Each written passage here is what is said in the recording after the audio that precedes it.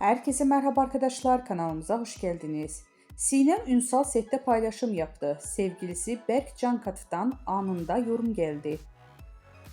Kanal D'nin büyük ilgi gören dizisi Uzak Şehir'de başrollerini oynayan Sinem Ünsal ve dizinin ikinci sezonunda başlamasıyla setten yeni kareler paylaştı.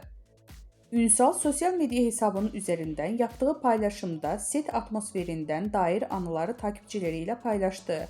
Bu paylaşım kısa sürede büyük beğeni toplarken sevgilisi ve aynı zamanda oyuncu olan Berk Cankat'tan anında bir yorum geldi.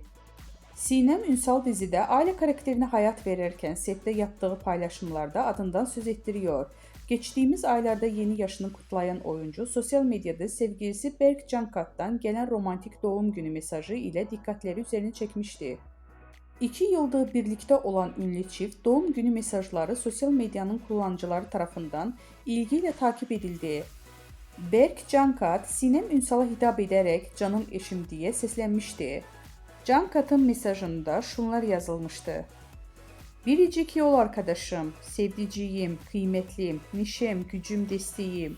İyi ki doğuldun, iyi ki hayatına kabul ettin beni. Nice sağlıklı, başarılı, huzur ve kahkaha dolu yaşların olsun. Hep yan yana olalım. Seni çok seviyorum. Doğum günün kutlu olsun canım eşim."